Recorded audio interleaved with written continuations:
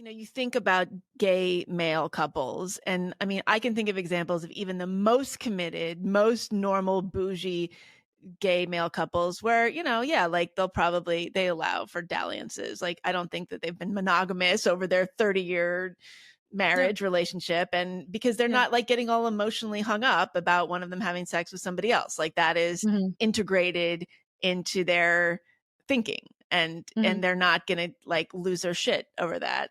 And it's just interesting. And the reason that doesn't happen in heterosexual couples is because in the culture wars there are no winners, just podcasters. Only a few are willing to risk their lives in the face of some of the dumbest ideas to have ever captured human civilization.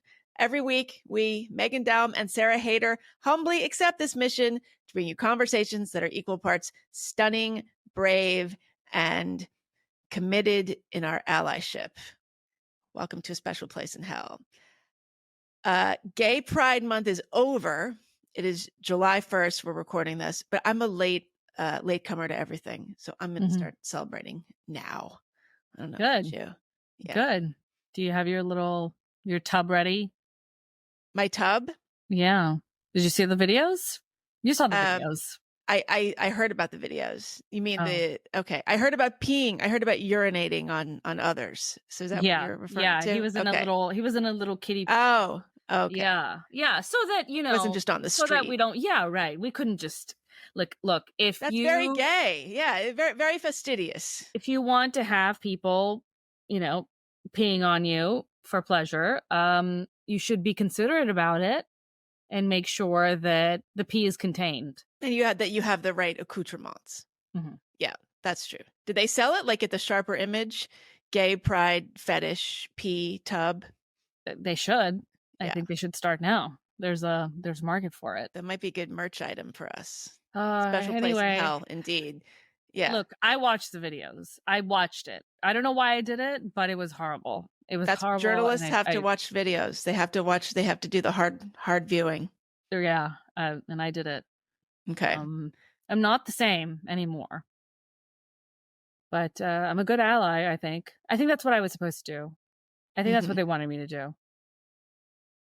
Yeah. So, I mean, we have just come to the end of Gay Pride Month. We didn't really talk about this that much, but I do think, I feel like a lot of the activities were sort of crammed in at the end of the month, which might say something. It was sort of started off nice and normal, and then like the really hardcore stuff got kind of like, shoehorned in at the last minute.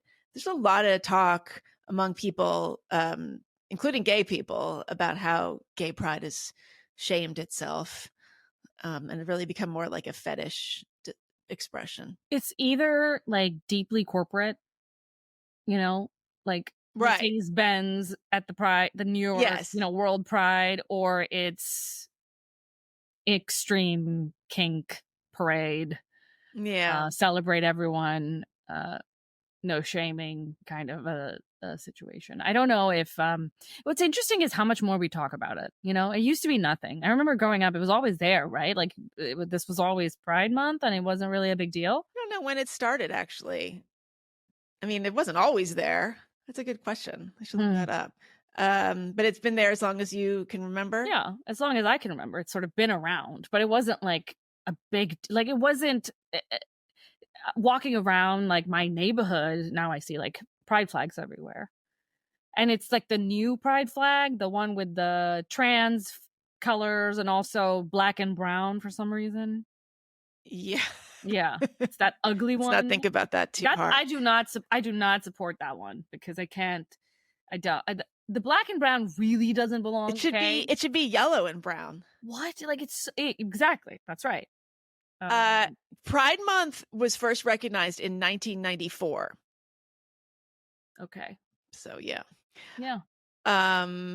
Yeah. So, I've been thinking a lot about this, and I know, by the way, we are going to talk about Biden. Don't worry, folks, because I know you're not getting enough of that in your news diet. We're going to talk about that. But I have been thinking more and more about how gay pride, not even pride, forget it. The whole the LGBTQ movement is deeply patriarchal in that it's male dominated. It is now dominated by biological male fetishists. And that has come to sort of set the tone. And so my little concoction here is that this is a new form of patriarchy. This is perhaps the real patriarchy. So what do you think about that? Yeah. I mean, I don't know if that's any different than what it's always. I mean, it's always been gay men who really spearheaded it, right? I But mean, they they were were the most really, visible aspect but they of were gay pride. gatekeeping. I mean, there was a Or whole, are lesbians gonna get mad at me again for that?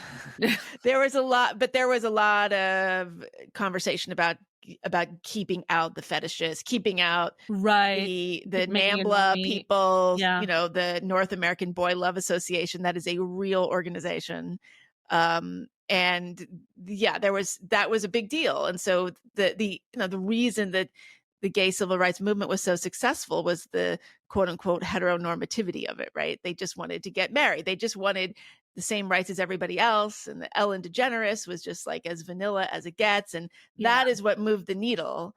And they were really staying away from that kind of like, intense, That was a different movement. leather I think that was an fetish entirely scene. different movement. I think in my mind, gay rights and queer rights, it's like there are two different camps, and they have fundamentally opposing views of how things should be, and whether norms should exist in the first place. And I think what we have now is the queer version, that contingent has taken over entirely, and they do not want to, be accepted into the norm of anything. They don't think right. So exist. They think norms are oppressive by their very nature, and that is not a movement that is exclusive to literal homosexuals. Like exactly. I think, and this is, I mean, as you point out, that there's so many straight, or what used to be straight males, but now are, AGP, brave, beautiful women. They are a big part of this new queer identity, as are so many straight women, like so many easily influenced straight women. And that's the extent to which I disagree with your thesis a little bit, because I think it may be that there's a lot of male fetishists at the forefront, straight or gay or whatever. But the actual body that is making this a force, not only to be reckoned with, but one which you cannot disagree with. You cannot just say, wait a minute. It is straight women. It is a fact that it has won the sympathies of straight women, and now you are not allowed to say boo. For the moment. So I think straight women are still, they're behind the times. I mean, I think about my Facebook friends. Every time I dip my toe into Facebook, I'm reminded that it's still 2005 in a lot of people's minds. We're still, the world hates women, and we're not ready for a Black female president, all this kind of stuff. We'll get to that in a little bit. But yeah, I think a lot of sort of normal straight women are still kind of in the Sex and the City mode. Like, oh, my gay best friend. And I love the gays. I love gay men because we can talk about makeup and we can hang out. They have not been able to see yet the difference between that version of things and what we're seeing now, which, as you say, has nothing to do with homosexuality. These are mostly heterosexual men who are cross-dressers and are now identifying into this the gays have identity that has own. It's not their pride anymore. I mean, frankly, it isn't. Right. No. And it's very symbolic and quite, I would be very sad if I was just like a normal, like, gay person who had went through and fought for. I'd be angry. I would be marriage angry. Equality, and then to see this like trans flag, like, these trans flags push themselves in, and then now black and brown is there for some reason, and probably more things, more colors, more symbols are going to be added in, because it needs to be everything for everyone, except for lesbians, who are not welcome. Actually, it can't be anything. Well, but but lesbians are now identifying into trans identities. We have a lesbian erasure. Yeah, if I were gay, I would be furious. I mean, Monica Harris, who's on The Unspeakable this week, she's the executive director of FAIR, and she's like a Gen X lesbian. I'm not quite sure how old she is. She's a Black woman, and she hates all this stuff. I mean, she talks about how she's absolutely appalled, but she also is interesting because she talks about how she wasn't really paying attention for a long time. She was living her life. She had a job. She was an entertainment lawyer in Hollywood. She is married. She's kids. She was distracted, just living her life, and sort of right under her nose, this entire movement had changed profoundly. And it wasn't until like the last couple of years that she started noticing. And I think that's true for a lot of people.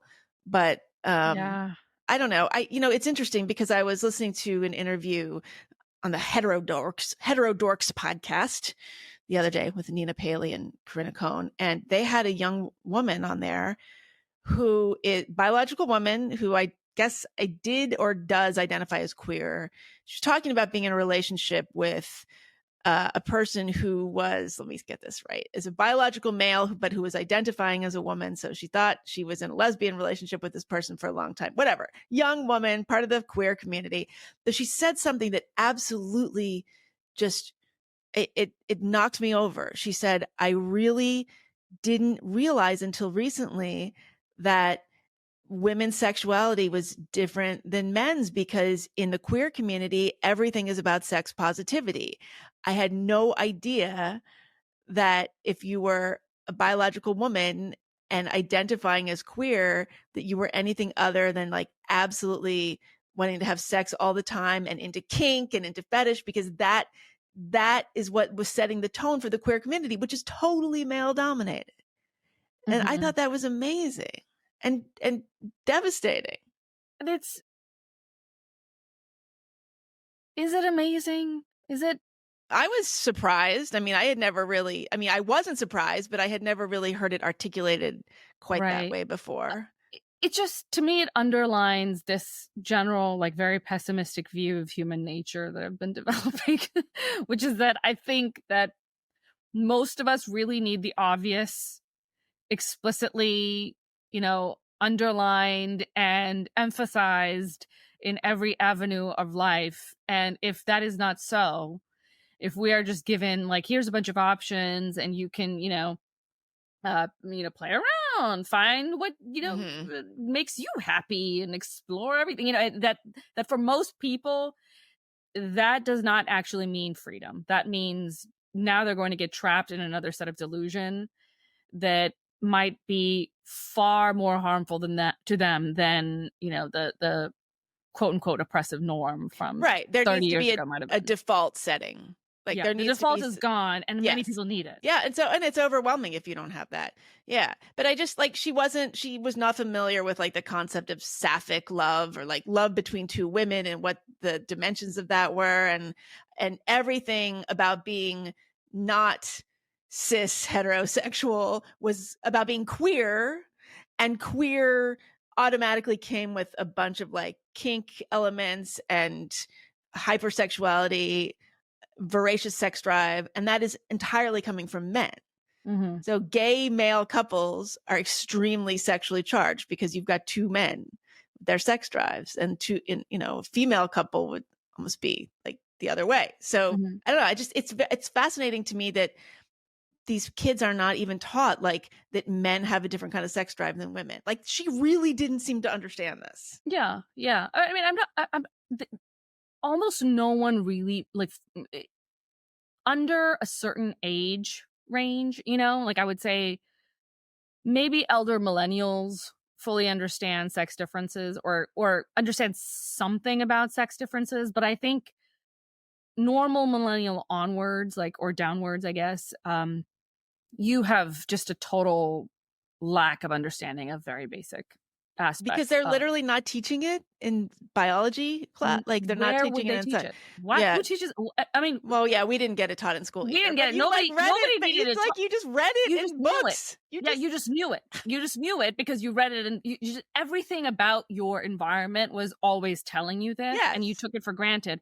But they are living in a very different environment. All their media tells them the opposite. It tells them that girls can do everything and boys can do everything, and boys are actually sensitive, and they're just being oppressed. Are they really not like watching romantic comedies where the woman is like, no, and the man is trying to make a move? Not at all. Really?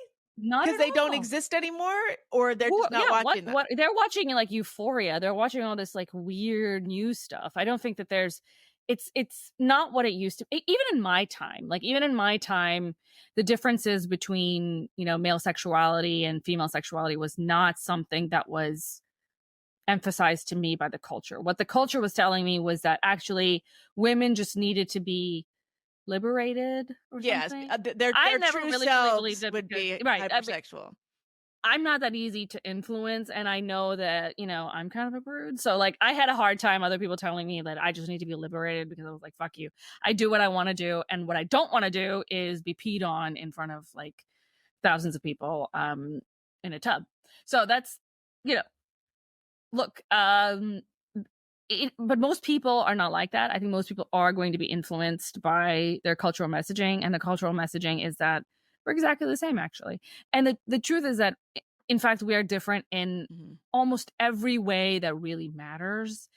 Not enormously, not as if when we are the same species, but we want different things in life for the most part, and we should be willing to have an open conversation about that. I mean, the fact that I even have to talk to people about differences in physicality and physical strength. People just literally think, oh, it's muscles, like it's biceps. Men have big biceps and girls don't have big biceps, and that's it. And girls are shorter than men, and that's it.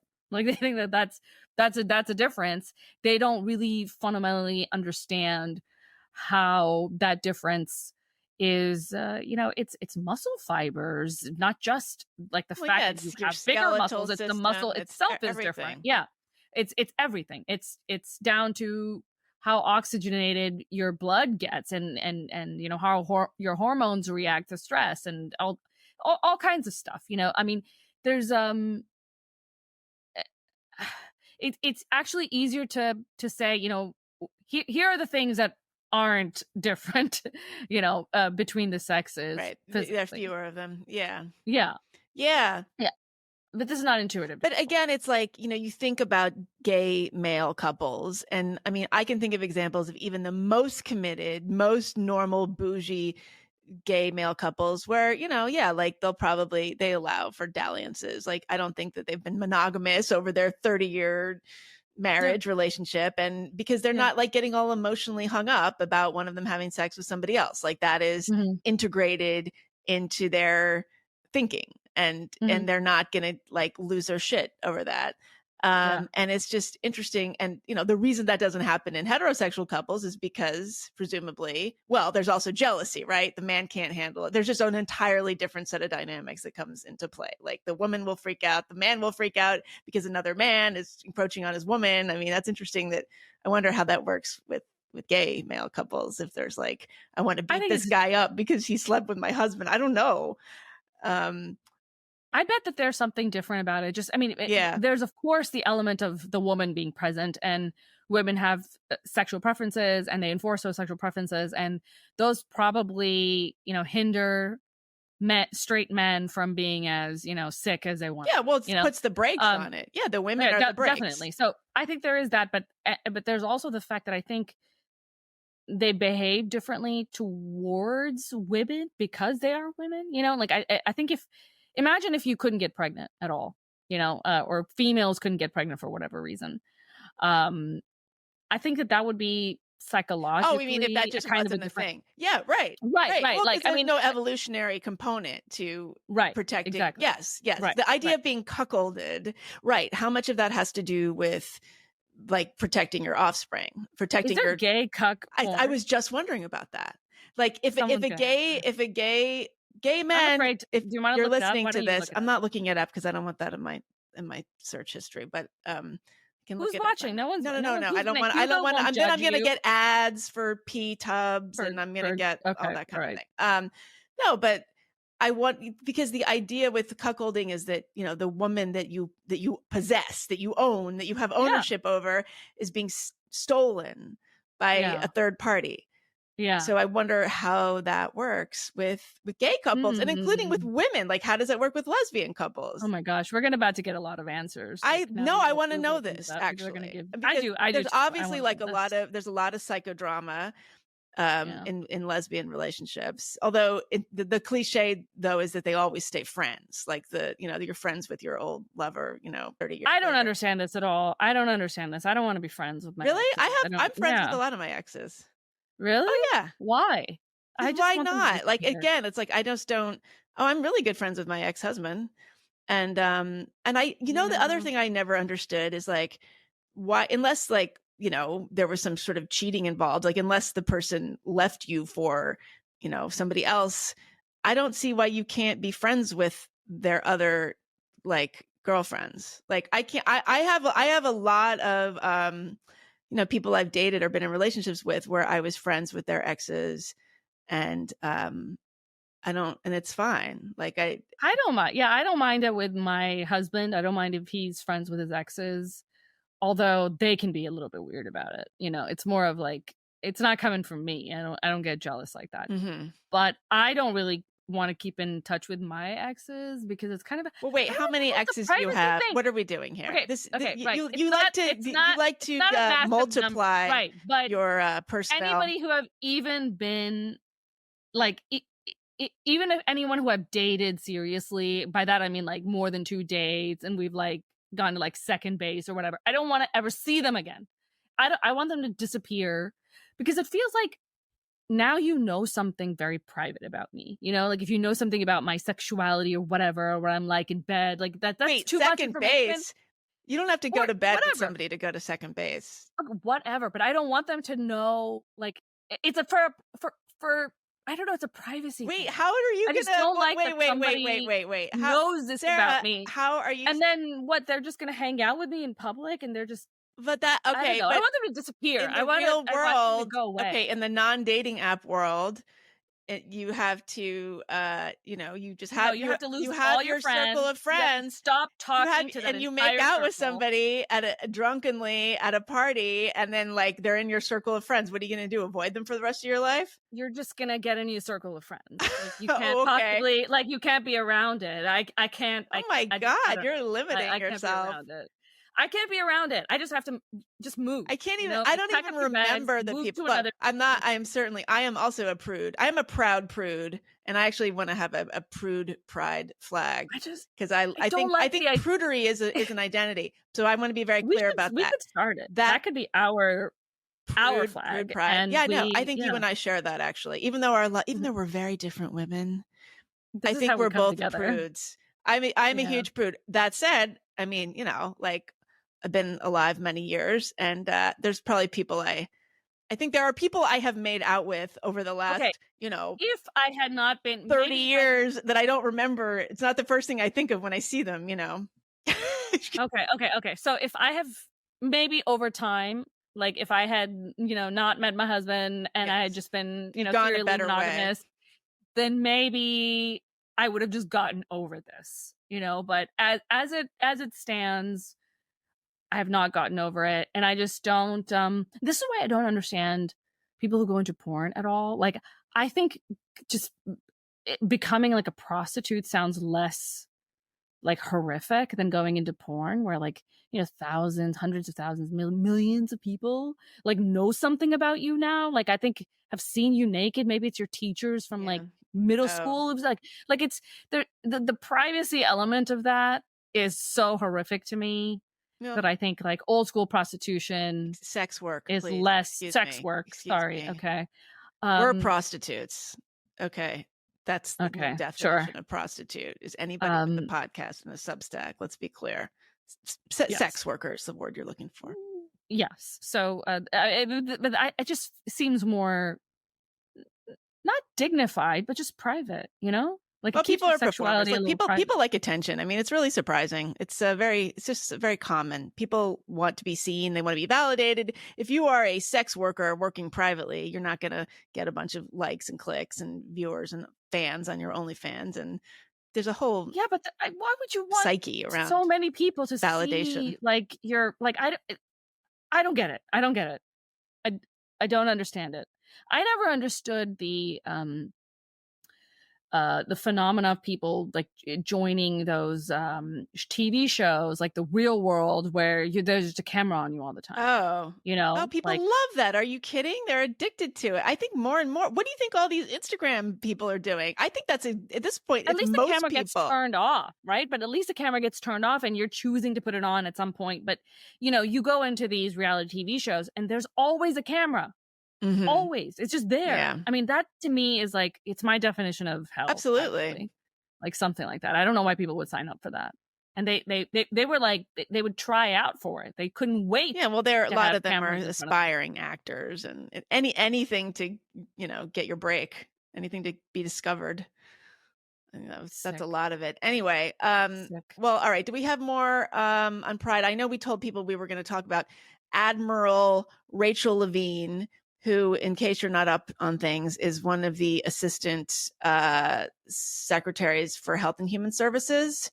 I think there are several undersecretaries, so let's be clear. Admiral Levine is a biological woman who biological male. Excuse me. Yes. Is a biological male who transitioned late in life, middle-aged. I'm not saying AGP. Don't know. We don't know, but has a family, wink, wink, has a family, and is actually, as obviously military person, wears a military uniform, a skirt. That's how you know. Okay. But come on, military, middle-aged. That's and it was, documents were leaked that Admiral Levine was influencing the WPATH guidelines when it came to age restrictions for gender transition, medicalized transition surgeries, etc. And this is a pretty big deal. And this has come out in the context of one of the lawsuits. Can you explain to me why it's a big deal? Well, because, it's not a big deal really for people who follow these things, but the idea that a government official would be, influencing a medical organization in this way, and it really sounds like there was actual pressure put on. Why? Why is it surprising? Why is he wanting to do this? Because Admiral Levine would like to protect the lives of trans youth. Some of the coverage is gets a little bit in the weeds, but it looks like the short story here is that WPATH wanted a minimum age of 14 for hormone treatment, 15 for mastectomies, and 16 for breast augmentation, 17 for genital surgeries, and Admiral Levine wanted no time limits whatsoever. Especially for the surgeries. Per an email revealed in a recent court filing, Levine was, quote, confident based on the rhetoric she is hearing in DC and from what we have already seen that these specific listings of ages under 18 will result in devastating legislation for trans care. So Levine's argument was that if we have any age restrictions, it's going to be a slippery slope and no one is going to be able to get care, including adults. The horror. So it's all about Rachel Levine here. Yeah. And again, this is a Biden official. Interestingly, for all Rachel Levine's concern about youth, Rachel Levine has said that has expressed no regret in waiting till adulthood to transition because of gratitude for the family that being a father that was poor kids, Rachel Levine has. I think we should think of the kids. Some of these people are gonna become the creepy AGP parent, and embarrass the heck out of their teenage children. Why would you wish that on anybody? Mm-hmm. That's another way to think about it. And I do think, this whole thing makes me sick. Nothing surprises me about what comes out of WPATH, blah, blah, blah, blah. It's like, okay, yeah, of course, everything is awful and nobody is paying attention to what's going on the other side of the pond, which I think is very interesting. That there just seems to be no effort or interest on the part of the American press to really even be cognizant of what they're finding out in Europe and in the UK after being much more active on these, gender transitions than we have been, and now there's kind of a debate over there, and the findings from some of these like investigations that the gender critical element has spurred on, and it's as if we're just walking in knowing full well where this is going to take us, but we're moving forward anyway. And I don't understand. It does make me, since the debate a few days ago, the Democratic wait, what debate? There was not debate? Democratic, the debate. Was, yeah, the presidential debate. I have been feeling very, I don't know, despondent, just sort of like I feel like giving up. I feel like giving up. I feel exhausted. I feel #exhausted, and like I just want to lie down. But you can't do that. No one is changed. Like some people have changed their minds, kind of. Like for some people, that it's just been like, okay, turns out things were really bad. Yeah. No, let's move on to this topic. We're gonna talk about Biden here now for real. So okay, we should say that we're recording this now on Monday, July 1st. It's the morning for me. It's early afternoon your time. I feel like, well, I felt a few hours ago like maybe the news would change by the end of today or tomorrow, but I'm increasingly thinking that's not true. Anyway, but the caveat being that things could have changed by the time you hear this, probably not. So last time we talked a few days ago, I think we both agreed that we were there was a one shining moment where everybody was seeing the same thing. The curtain had been pulled back. Everyone watched that debate. It was not a cheap fake.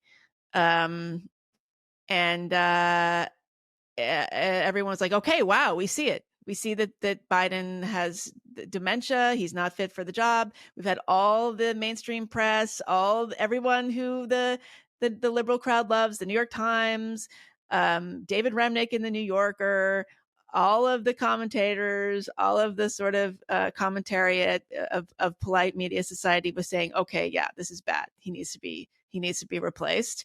And it was like, oh, we were all on the same page for a moment. And now 5 minutes later, we're back to nothing to see here. Nothing to see. Yeah, I just don't. It feels as if we've been talking about the same things, or at least I have, for the past 10 years. Talking about the same cultural issues over and over again, pointing to the smoke and sometimes outright fire and saying, look at this. And imagining maybe naively that this will be the moment, right. This will be, now you can't possibly deny the problem. It's like being in love. It's like unrequited love that goes on for years and years. Like, now this is going to make him fall in love with me. Finally, now they will, of course, they have to. They have right, Miss Jones, you're beautiful. I just never noticed. Take your glasses off and let your hair down. Your beauty is shining through. Yeah. But I don't know. We'll see how long this particular moment lasts. So I guess so there was a rally the day after the debate. There was a rally in North Carolina where Biden came across as semi-normal.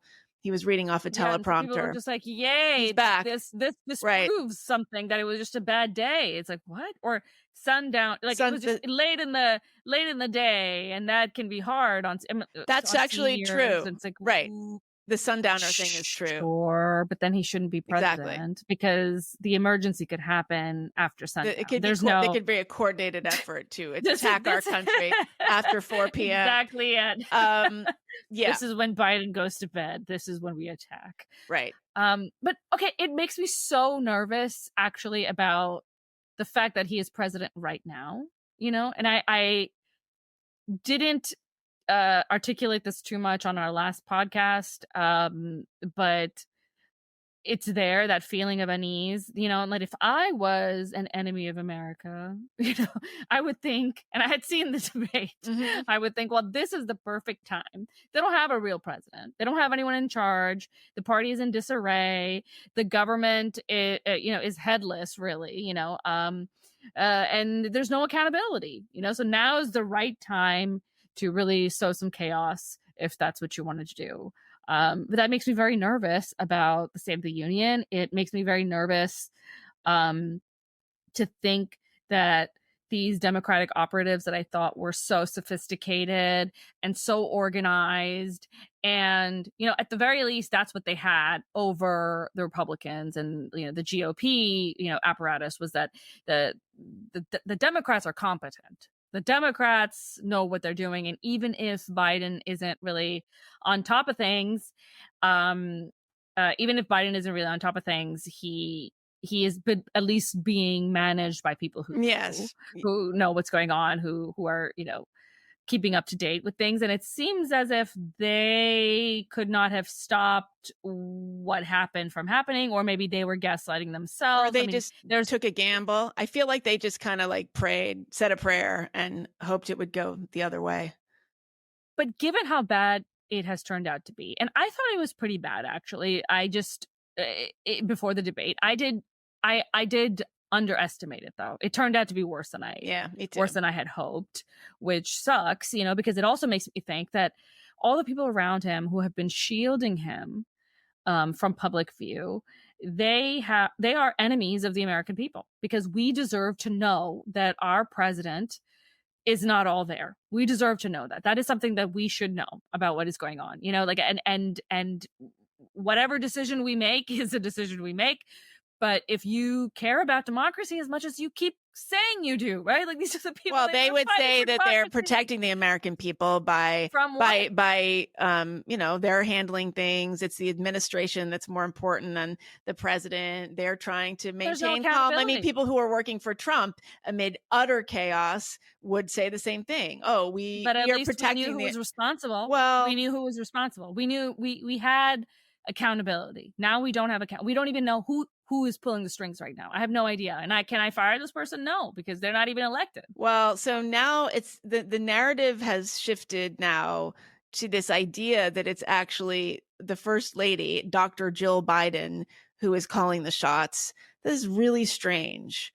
It's really strange. And yes, like suddenly within 24 hours of the debate, we started seeing images of Jill Biden sitting at her desk, looking very official. She's looking through paperwork. She's got her glasses on.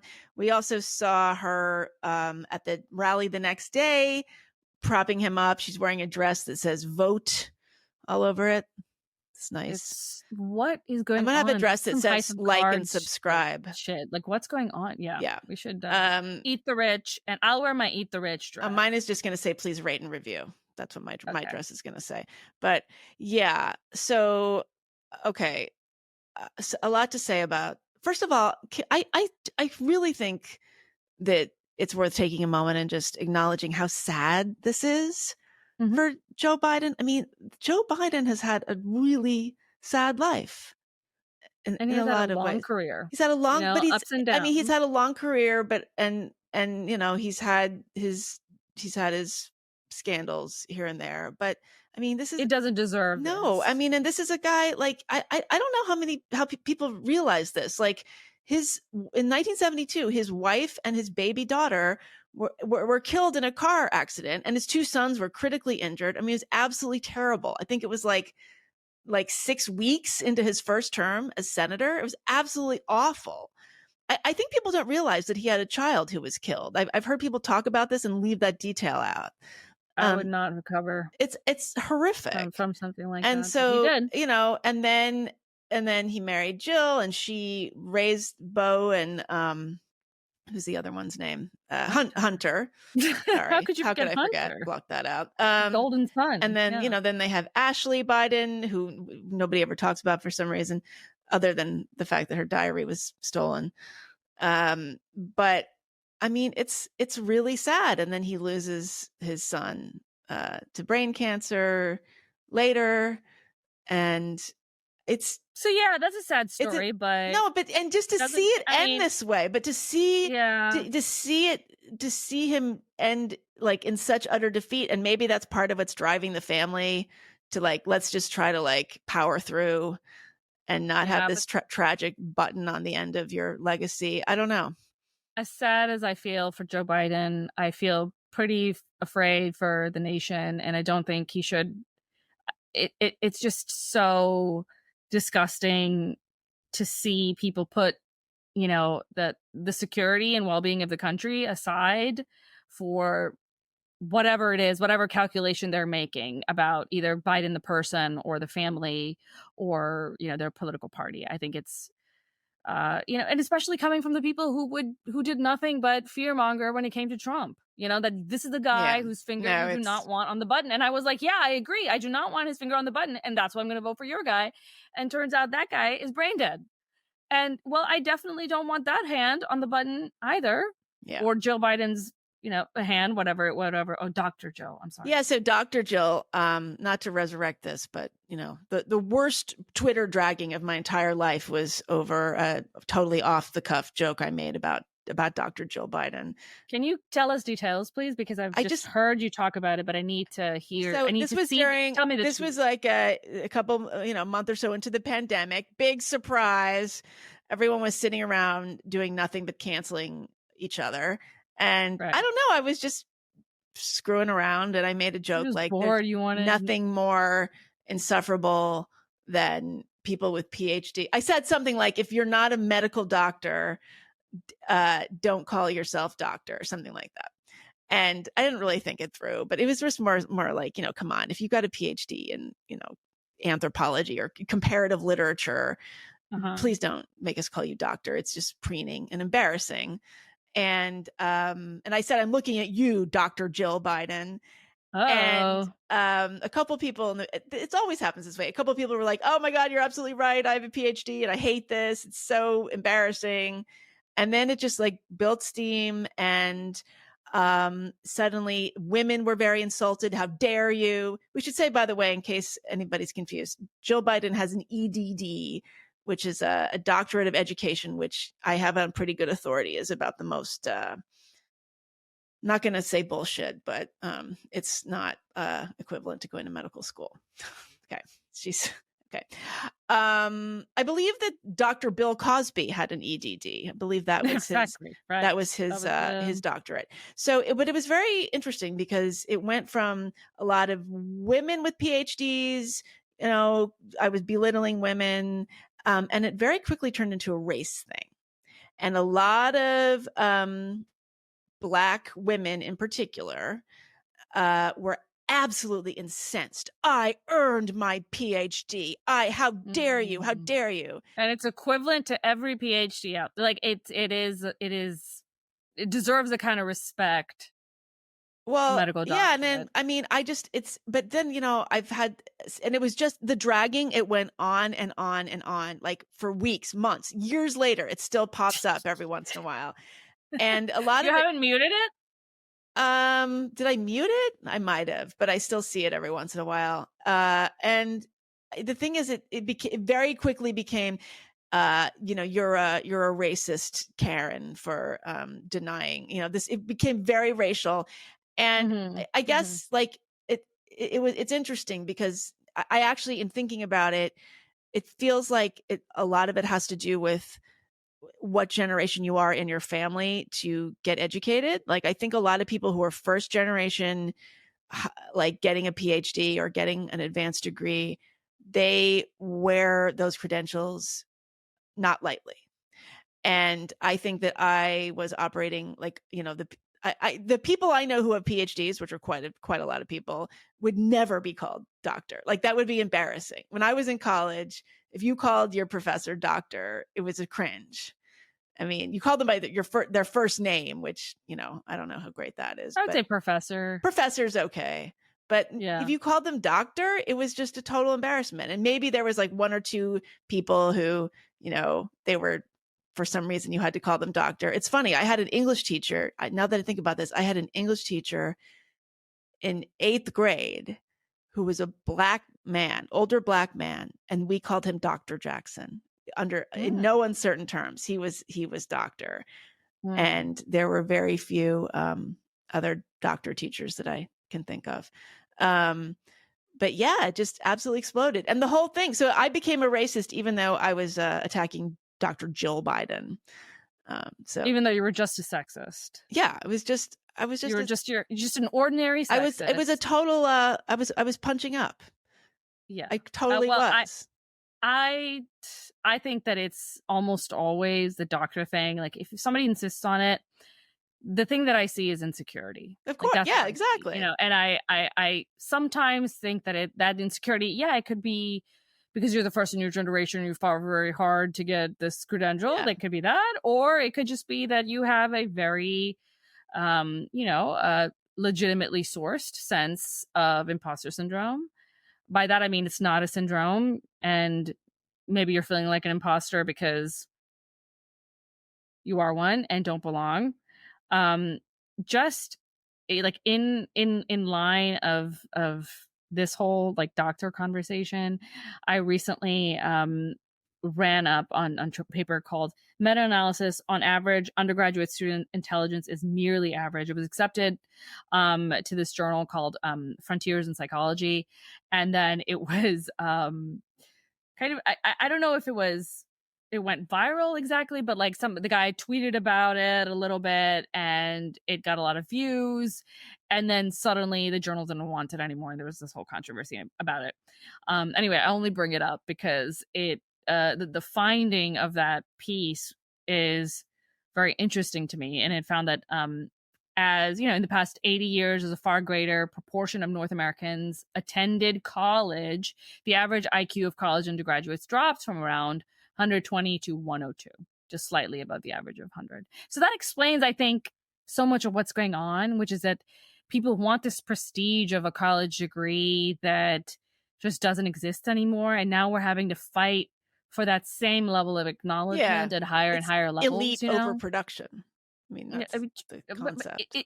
But it's even, they're not elite anymore if it's 30% of the country or 40% of the, you know what I mean? I feel like every other person I know has a PhD.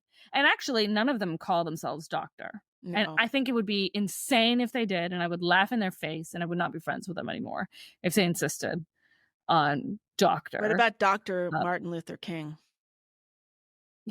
I'm okay with him. Also, I mean, there's a lot of doctors that are. I mean, what if you were on a plane? What if you were on a plane and there was a medical emergency and they're like, "Is there a doctor on board?" Can you imagine if a bunch of academics who have degrees in modern abstract expressionist fetish poetry said rang their call button, said, "Yeah, I'm gonna go. Yeah. I'm gonna go tend to this person who just had a stroke." I know doctors who don't go by doctor outside of a professional setting, Yeah. Like I know actual medical doctors who are not going to put that on their Twitter handle. They just have the degree and they practice medicine. Yeah. I think it's not like the whole, okay, so the question is, identity. Why does Dr. Jill Biden insist on this?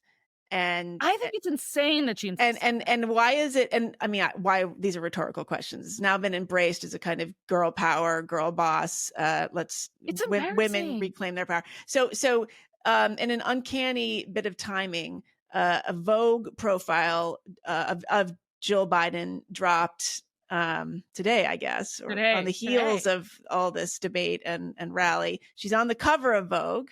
The picture's great. It was really nice. Of course.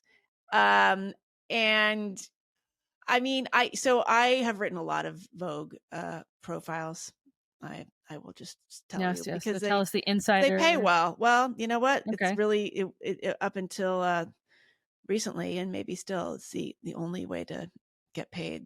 What does that mean? Pay well? When I was doing them, I mean, you could get as much as $10,000 for one piece. Whoa.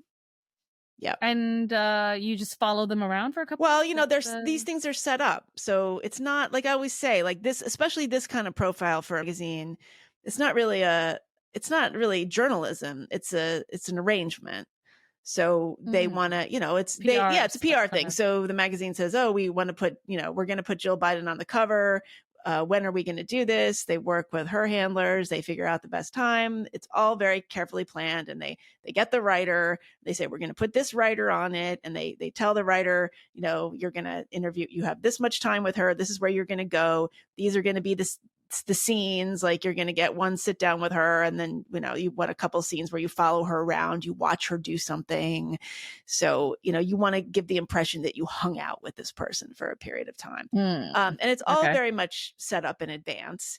And your job as the writer is to try to ingratiate yourself with this person enough that they can relax and let down their guard and maybe, let you hang out with them even more. Which happens sometimes. So, and I want to be very clear, this is not all profiles. I'm talking specifically about like fashion magazine profiles, this kind of thing. So I, in reading this, I was having a little bit of PTSD to all the miserable profiles I have written. And it's amazing because Jill Biden is referred to as Dr. Jill Biden like the first time her name is mentioned.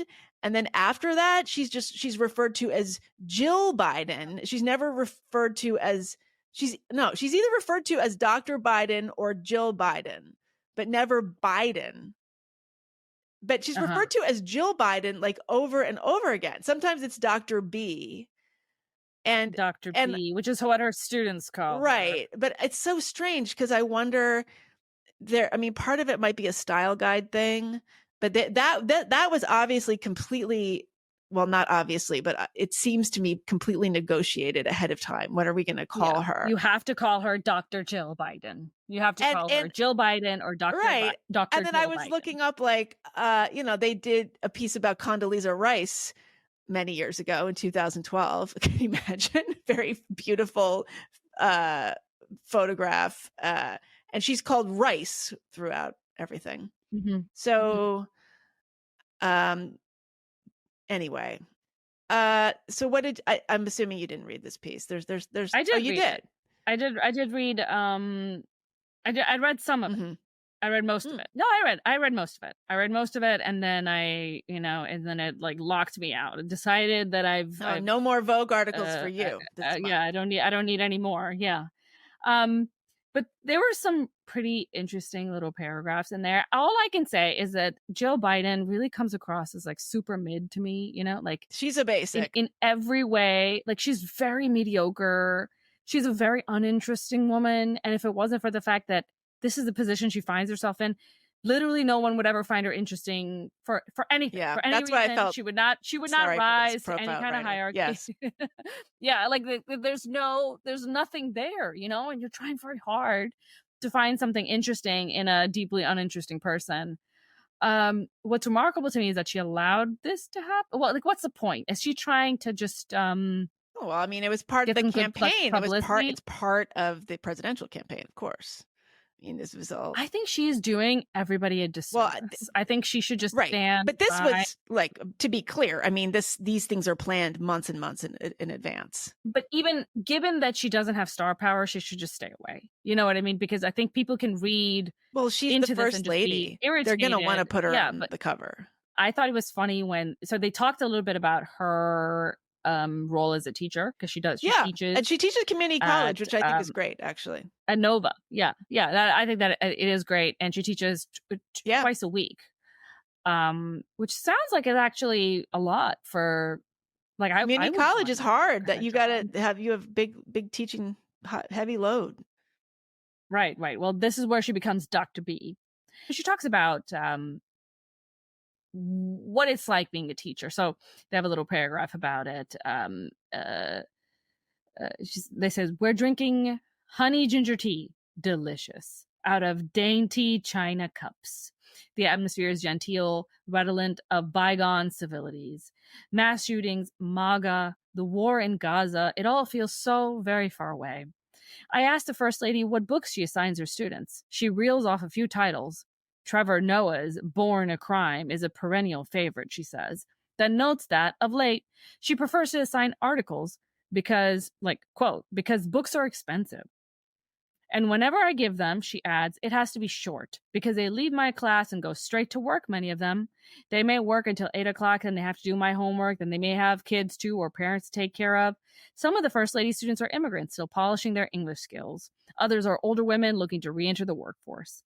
Okay, so I think this is so, this is such what a terrible thing to do to your kids. I don't assign books anymore. 1, because they're expensive, and 2, because you just they don't have don't time read to them. read Well, them. okay, but she kind of has a That's point. what you're trying to right. get. Well, these them are to I'm read sure her them. students That's your are point. adults.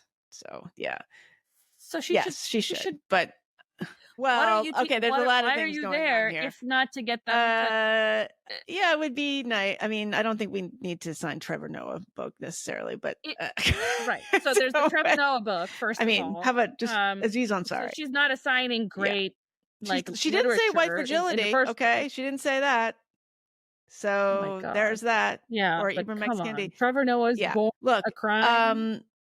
I am sorry to say that this is something that I've heard from a lot of teachers, that they are trying to they're trying to just get them to read anything. And actually, look, for this kind of thing, I mean, if I know people who teach in trade schools, for instance, or teach people who are in vocational school to do something else, and they have to get through like a humanities course or a writing course or something like that. And yeah, very rarely will they assign a whole book. They'll assign articles because it's more accessible anyway.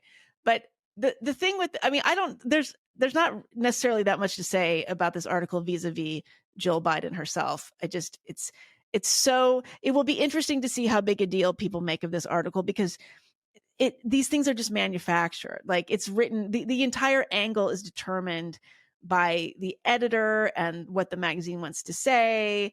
Like, I'm gonna show that we want a scene of her in her school environment. We want a scene of her and the family, whatever.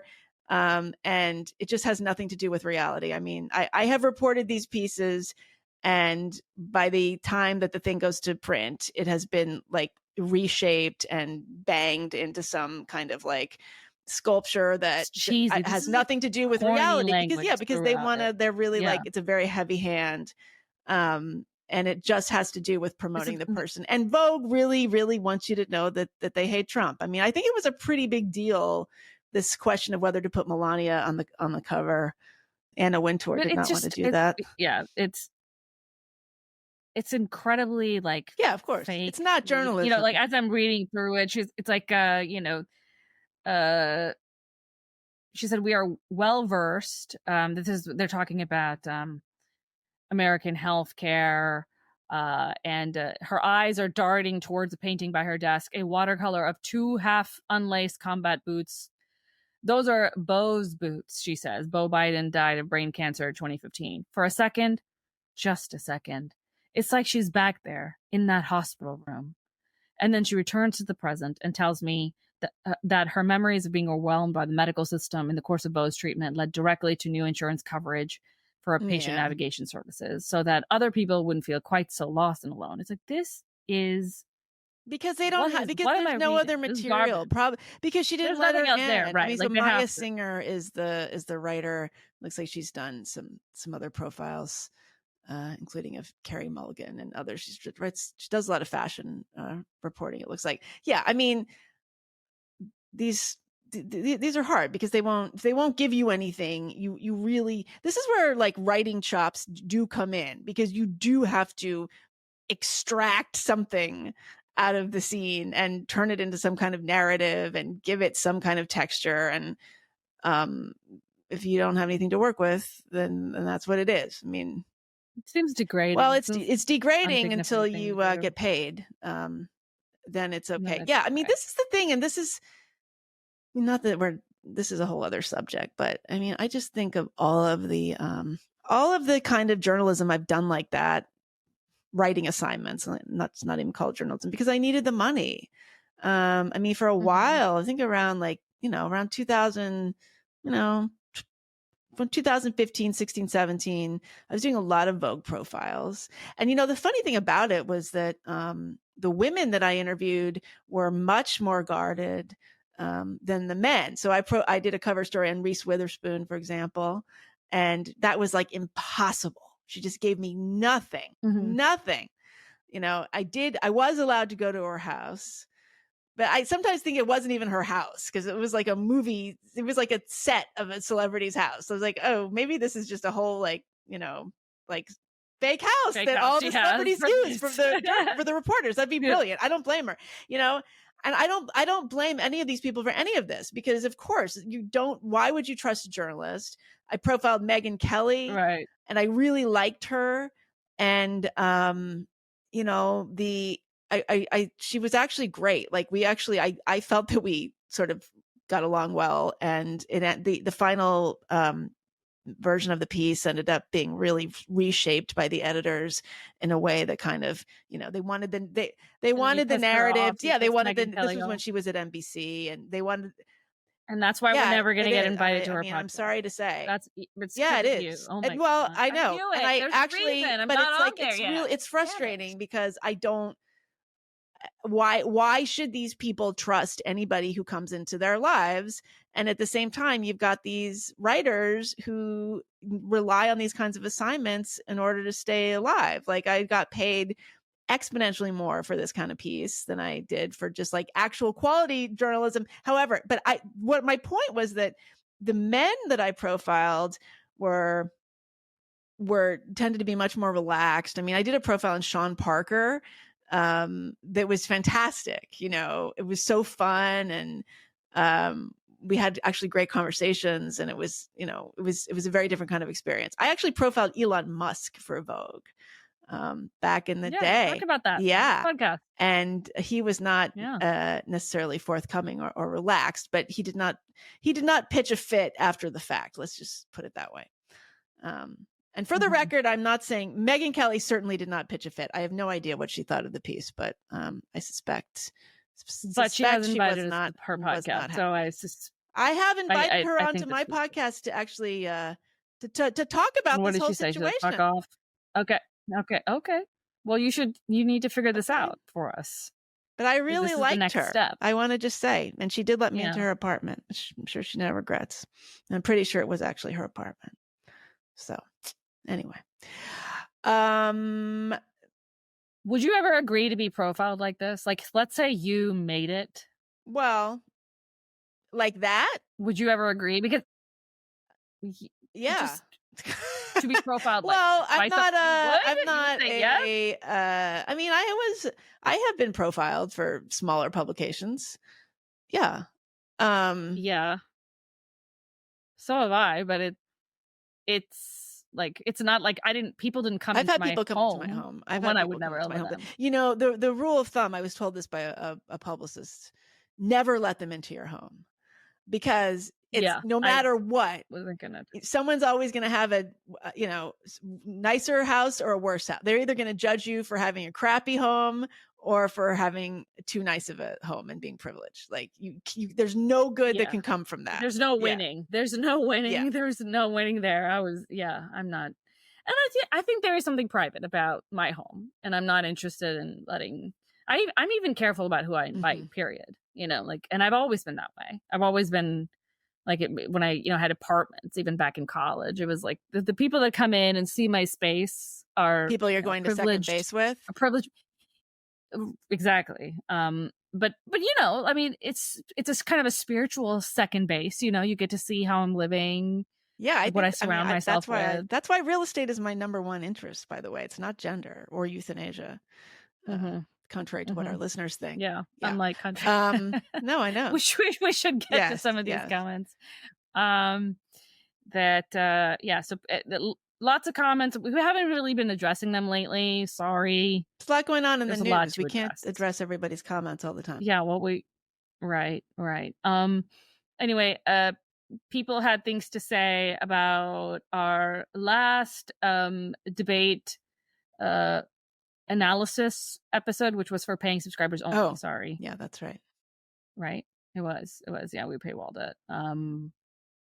And in that, I revealed my MAGA-ness, my MAGA-tude, my MAGA. You're slouching toward MAGA-dom. Exactly. That's it. You got it. You nailed it.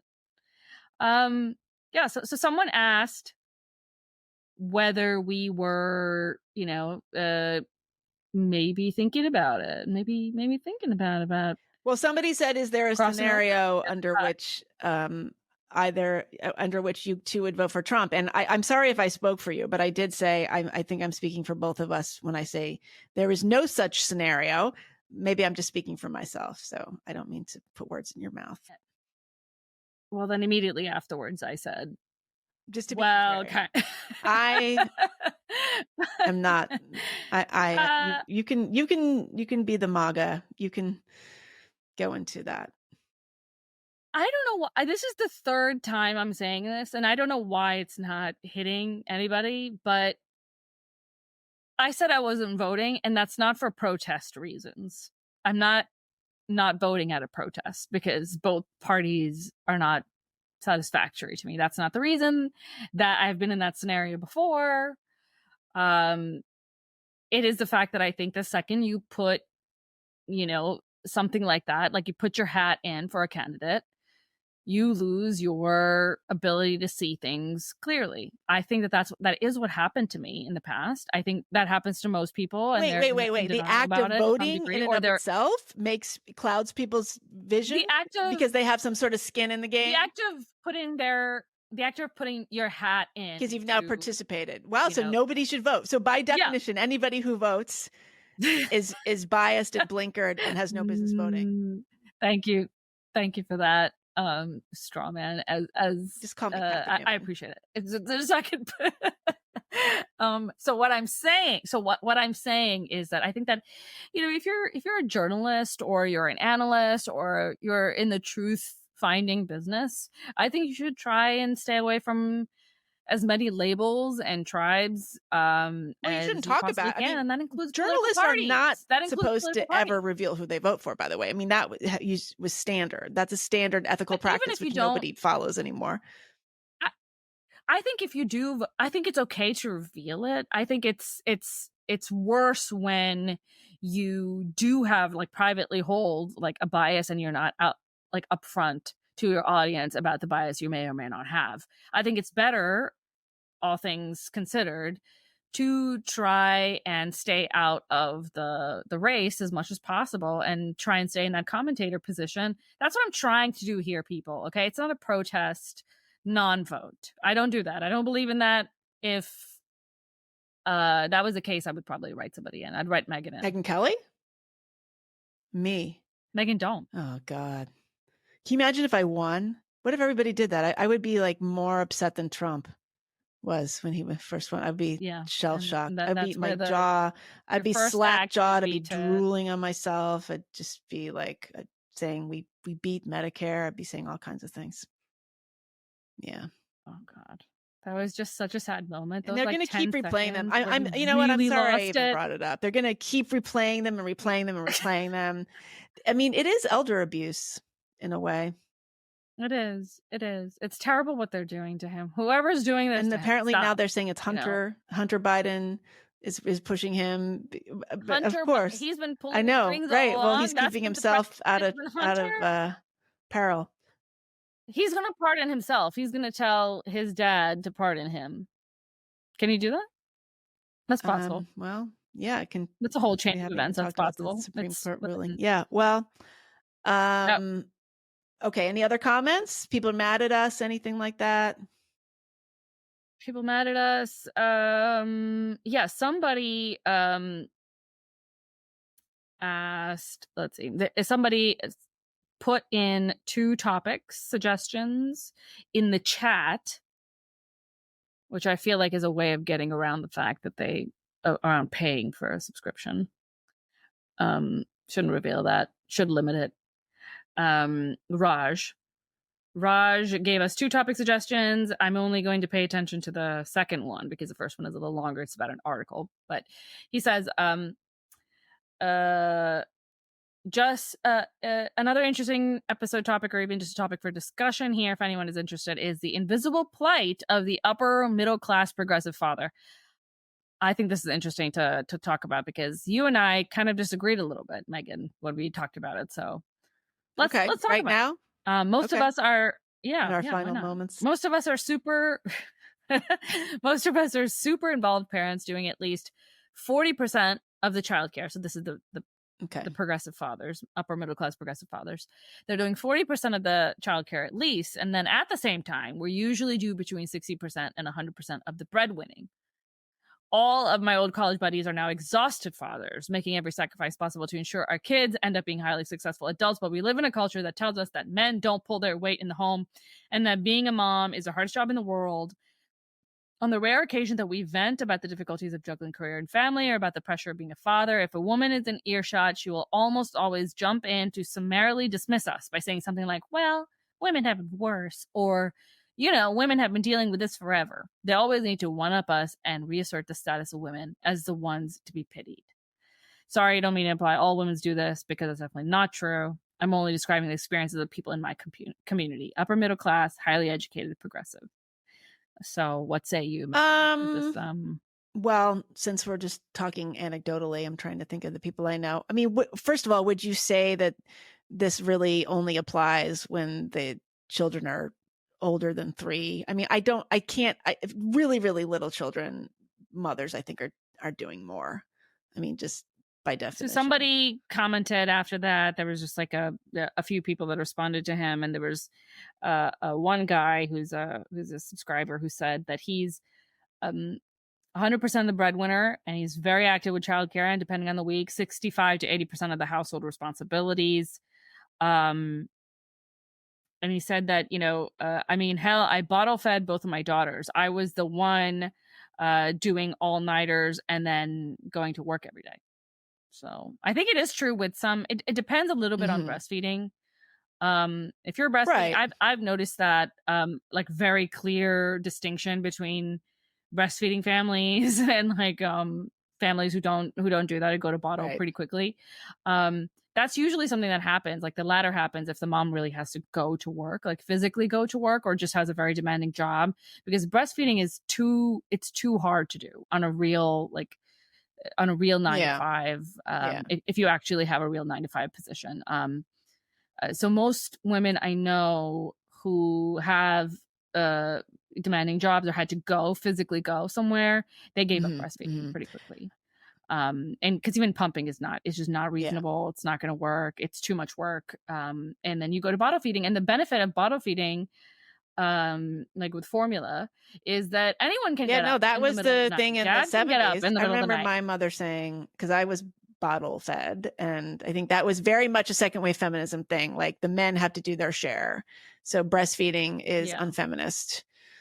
That was thing. Well, I mean, it really does chain you to the baby. Breastfeeding does, in a way that I found very mentally taxing, and it was not something anyone prepared me for, because I come from a culture where most of the moms that I knew growing up were stay-at-home moms. They didn't work, and so the difficulties of being a breastfeeding the breastfeeder when you're also working were just not. That was just not something I knew much about until I got into the position of being responsible for that all the time, and also if you're the breastfeeding parent, you are the one getting up in the middle of the night. You have to. You're the one that's feeding the baby. So let's boobs, and you're getting up at 5 a.m. and then you're going to sleep when the baby sleeps. I mean, it's just but to address this guy's question, I mean, I can see women sort of running to that.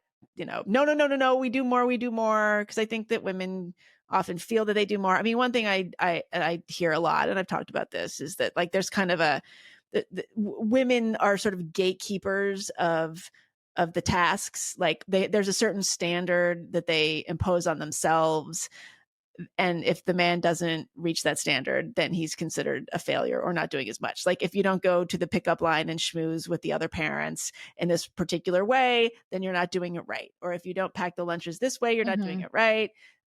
People talk about the doctor's appointments and the scheduling a lot. There does seem to be some like executive skills functioning with parents that mothers claim some kind of superiority over. I don't know. I mean, I think women are a little bit better at multitasking. Having said that, I haven't had like that kind of issue with my husband. I think it is just like the mental load of it is tougher. Yeah, the details, like the little social niceties. I just think men are not as attuned to those in general, because men don't demand it of other men. Yeah, well, I I'm know not you're even, not. I'm Okay, not you're not. attuned to You're a any of that. father So and a mother. No, but I it's mean, yeah, yeah, I can. I mean, I see that all the time. Yeah, men don't demand these things of other men. So I definitely know. I mean, I know a few examples of women who are the breadwinners actually, and the fathers are stay-at-home fathers, and the mothers still feel like they're doing that kind of stuff, like, or they've had to really make a point of just letting go of the idea that the father is going to do the things the way they want to do them. Like, he's still going to go to the playground and the other mothers are going to dote on him and fawn all over him. And he's not going to have to act the way a mother would. I think it's just, yeah, I think even if you let go, there's something biological about it. I mean, maybe it's just the fact that I'm more neurotic, like, and that's just that is a female thing to be slightly more neurotic all the time. But I mean, just the other day, I felt like I couldn't sleep all night because I had one bad dream. And then the whole night I'm thinking about it, and in my dream, my kid got hit by a car. And it was just, and then I'm just stressed. I'm just stressed about it. And then I can't sleep. No, I think there's a shorter psychic leash for mothers. Yeah. Yeah. But I couldn't let go of it actually. And I had to like get up out of bed and like go take a walk and then come back because I couldn't let it go. I think that just doesn't happen to him. So I think it feels very stressful when you're in the mother position. Having said that, to go back to the point that this father is making, I think he's definitely pointing to something real.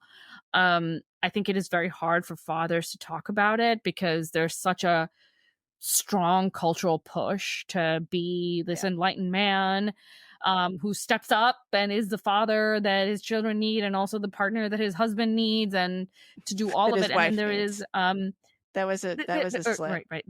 Sorry. But there's also this, and he also said that, we usually do between 60 to 100% of the breadwinning. I think that gets kind of unspoken that women do at the same time as they want this help with childcare. They do want this kind of assurance that someone has their hand on the wheel and then they're being provided and taken care of to some degree. So I think it can be, kind of a double bind for both parents, and I think the easiest thing to do might just be that one parent stays home and that parent is probably it's simpler, certainly simpler in most families. Yeah. It doesn't have to be in all families. I don't think that's true for all families or would work for all families, but I think it would work for many more families than actually are trying it at the moment. Partially because they want to stay in their nice homes. They want to be able to afford all the things that they've been affording. They want to be able to send their kids to this nicer school or for their kids to be, wearing these nicer clothes or eating the very healthy organic food, and I do that. I also have to buy like the $8 grass-fed milk now. That wasn't me before. It is me now. Well, thank God you're doing this podcast. Yes. Oh my God. Well, and I've thought about it a lot too, that I think this idea that parents should be splitting everything up 50-50. No, that's a tyranny. Nobody should be. I mean, like, why it's not just a tyranny, it's just ineffective. I think it just increases the work for everybody. Like everybody is kind of like out. Exactly. You know what? It's kind of like when you go out to dinner with your friend. Like it's really better if just one person pays and then the next time the other person will pay. It's kind of like dividing up a check. Yeah. Is almost always more trouble than it's worth. Just one person pay, right? One and done. You get me next time. Yeah. Fine. It's nicer. It's cleaner. Yeah. Well, I mean, if I'm the parent that's staying, that's breastfeeding all night, for example, and that was me. It was also nice to, well, I just happened to be in a position where I didn't have to go into an office, but it is nice to be the parent that can be sloppy the next day because, you don't have to go to work. You're just up with kids. You don't have to, you don't have to get ready and be alert in a business meeting. The fact that sometimes parents have to do both, or they're trying to manage and juggle and do both at the same time, I think leads to exhausted parents and children that are shoved into daycare longer than they can probably handle it. And it's just not a good solution. I wish somebody had talked to me about this more openly. No one, like I didn't have conversations about this with anybody. The expectation was just that I would be working and we would do the daycare thing. And, on my own, I have come to the realization that this is just insane. Like, it's increasing the workload for everybody. It's stressing me out. It's stressing my husband out, and I don't think it's good for the kid either, Um, but I don't know how open people are to those kinds of conversations, because you put yourself as a woman, you put yourself in such a vulnerable position if you let go of work. Yep, that is true. It's a bind. We're in a strange moment in history. I mean, so what I keep saying, like, the women's movement is 5 minutes old. It's just been a blip of time. We're figuring all this out. The sexual revolution is like 50 years, at the most, right? 50 years, pretty much, sexual revolution. Yeah. That's nothing in human civilization. That's just a blink. I like to think that my mother had a lot of challenges, but one of the things she never had to think about was whether she would not be provided for, like whether she would ever find herself in a position where she was, divorced and a single mom, like, I mean, sure, of course that does. What about widow? Yes, I mean, but she also had like exists, extended right? family and community, right? So she was right. Yeah, there's a whole network of people that would take care of her, and of course, there's the edges, abuse, all of this that does happen, but for the most part, since divorce isn't really a thing in her culture at all, she never really had to think about it, for not even for a second. She never thought about, oh, if I let myself go, if I'm not interesting to him anymore, would he, fall in love with a coworker and leave? Even in the American context, what I mean? That was but never like even. Still, I mean, like she wasn't aware. No way. No way. Like it's an impossibility. Actually, I don't know any divorced couples. Do you think that men were cheating? Maybe some were, but they don't have a lot of access to women. You know what I mean? Like, even like easy access. And I don't know how well they can. Don't be so sure. I mean, especially what about now? I don't, what about like OnlyFans? And there's so many ways now. I mean, you hear more and more. My parents' culture, I don't know. You hear more and more because immigrant communities and religious communities, and there's all kinds of weird stuff that goes on that you'd be really surprised. I'm sure it happens. I just think the community is set up so that is very hard to do. It's not that it's impossible to do. It's that the norms in those communities are so severe in other ways that you're not going to find yourself. Like, my dad would never go out with his buds, and some of those buds were women. Right, but that's it. Like, okay, but what about friends? Yeah, no. It's like Penn, sort of a situation. You're never going to dinner with a female friend. Does he call your mother? And you don't drink, he calls her wife, like the word for wife, and she calls him husband. Sometimes he calls her by her name, but she never ever calls him by his name. I have never heard her use his name. They don't have like pet names like Honey or anything like that. They don't do that. No, he usually uses her name or says wife. And she always says husband. She never ever uses his name. It's disrespectful. Wow. To use his name. Yeah. Yeah. No, I know, but like, you wonder, I'm not talking about your parents, obviously, but like in communities as you described them, in the, digital age, it's not, there's lots of ways to access things. It's not like you're going to not like you have to go to strip clubs. You can get everything on your phone. So if you're in the West and you have access to, it's probably happening like that, even in those countries, though. Like you're saying that like married men in Pakistan are not accessing internet porn. Internet porn, yeah, of course. Internet porn, yes.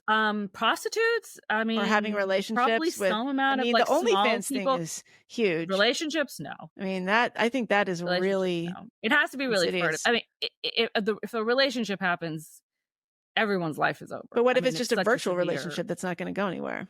An emotional, weird. I mean, people get into these things. Yeah, it doesn't. It's just it's such a sex segregated society.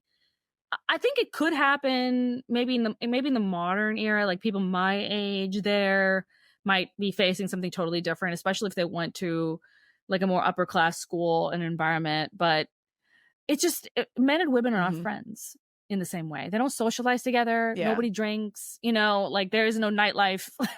And so there's just not a lot of opportunities to socialize with the opposite sex in an environment where parents wouldn't be around, or the No, whole I get it. I'd be community very that's curious what watching people, wouldn't be I really don't around, know. I mean, I hear what you're saying. I'm curious what people would say to this, because I just think that not socializing with the opposite sex and all that is a distinct thing from being able to, like, have dalliances online or kind of just transgress. Yeah, I think the online world probably Yeah. changes a lot of things, I don't know if it happens in literal Pakistan so easily.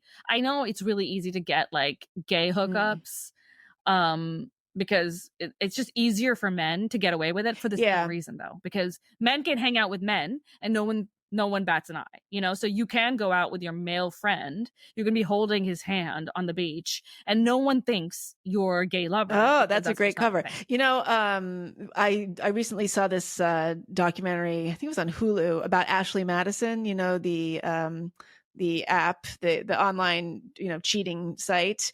And there was a huge leak. I mean, this was several years ago, but, all these very influential people and famous people were, exposed as having, been on this cheating site. And it's just astonishing how common it is. I mean, all kinds of people are doing it. So you really don't know. I bet there's a lot more people that want to, though. I bet with Ashley Madison, a lot of it is men. Yeah, some of them trying, weren't actually following vain. through with it, but some of them were. Yeah. But still, I mean, people get every book club I know seems to be reading this novel by Miranda July about middle-aged sexual exploits and cheating and polyamory, and that's all the rage. So yeah, I don't know. I mean, I think about, like, if my marriage ends, it's maybe just because I'm a young mother, and maybe it feels differently when your kids are a little older, but because of where I am now, it seems like the worst possible thing that could happen to me, would be a divorce. And that's partially because I just feel deeply vulnerable as a mother. And I think if I was in a culture that was a lot more strict about divorce, that, tutted divorced a little bit more intensely, I would feel a little bit more comfortable, and I would feel, more able to say, okay, maybe I won't work for. Oh, interesting. Because there's no way he would ever divorce me. You know what I mean? He's just never. I'm glad your fear of divorce is propelling this podcast. That's why you keep showing up. It's propelling a lot of things, like it's interesting, like all the different ways that changes the negotiation a husband and wife make with each other. Well, it's true. I mean, even without kids, when I was married, I had a lot more financial security. I did not start writing Vogue profiles really until my divorce, because I needed the money. Really needed the money. So there you go. All right. Is there anything else? We've been going a while. Yeah, we've been going a while. We should just end it here. Rate and review, please. Please. Rate and review, like and subscribe. Please leave comments. We will address them. And share it. Share the podcast. If you like it, share it. All right, everyone. See you soon. Thank you. Bye. You have reached the end of the episode, which probably means you like our content. Why don't you join our Substack right now? You can become a paying subscriber at a specialplace.substack.com. You can join our listener community, leave comments, interact with everybody. We'll see you in there. It is totally worth it. So please join us, a specialplace.substack.com. And thanks for listening.